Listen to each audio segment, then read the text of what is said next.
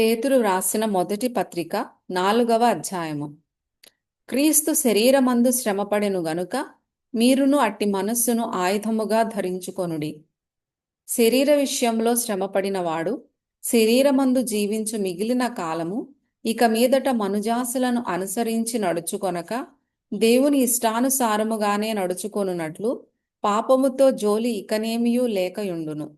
మనము పోకిరి చేష్టలు, దురాశలు, మద్యపానము, అల్లరితో కూడిన ఆటపాటలు, త్రాగుబోతుల విందులు, చేయదగని విగ్రహ పూజలు మొదలైన వాటి యందు నడుచుకొనుచు అన్యజనుల ఇష్టము నెరవేర్చుచుండుటకు గతించిన కాలమే చాలును. అపరిమితమైన ఆ దుర్వ్యాపారమునందు తమతో కూడా మీరు పరుగెత్తకపోయినందుకు వారు ఆశ్చర్యపడుచు మిమ్మును దూషించుచున్నారు. సజీవులకును మృతులకును తీర్పు తీర్చుటకు సిద్ధముగా ఉన్నవానికి వారుత్తరవాదులై ఉన్నారు.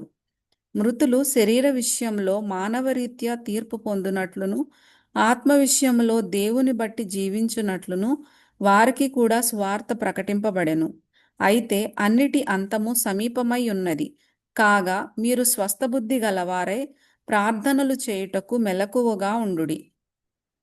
ప్రేమ అనేక పాపములను కప్పును గనుక అన్నిటికంటే ముఖ్యముగా ఒకని ఎడల ఒకడు మిక్కటమైన ప్రేమ గలవారై యుండుడి. సణుగు కొనకుండా ఒకనికి ఒకడు ఆతిథ్యము చేయుడి.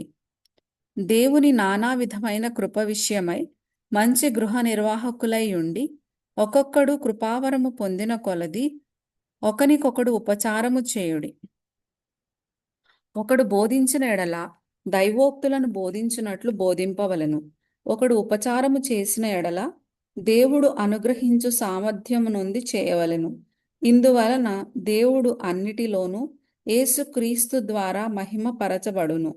యుగయుగములు మహిమయు ప్రభావమును ఆయనకుండునుగాక. ఆమెన్.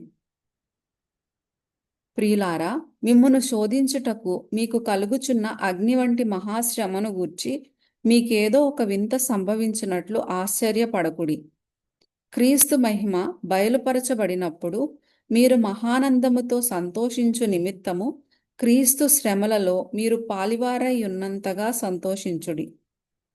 క్రీస్తు నామము నిమిత్తము మీరు నిందపాలైన ఎడల మహిమా స్వరూపి అయిన ఆత్మ అనగా దేవుని ఆత్మ మీ మీద నిలుచుచున్నాడు గనుక మీరు ధన్యులు.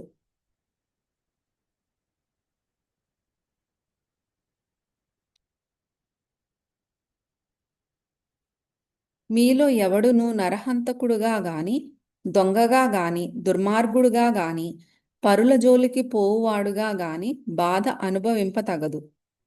ఎవడైనను క్రైస్తవుడైనందుకు బాధ అనుభవించిన ఎడల అతడు సిగ్గుపడక ఆ పేరును బట్టియే దేవుని మహిమపరచవలెను. తీర్పు దేవుని ఇంటి యొద్ద ఆరంభమగు కాలము వచ్చియున్నది. అది మన యొద్దనే ఆరంభమైతే దేవుని సువార్తకు అవిధేయులైన వారి గతి ఏమవును? మరియు నీతిమంతుడే రక్షింపబడుట దుర్లభమైతే భక్తిహీనుడును పాపియు ఎక్కడ నిలుతురు? కాబట్టి దేవుని చిత్త ప్రకారము బాధపడువారు సత్ప్రవర్తన గలవారై నమ్మకమైన సృష్టికర్తకు తమ ఆత్మలను అప్పగించుకొనవలెను.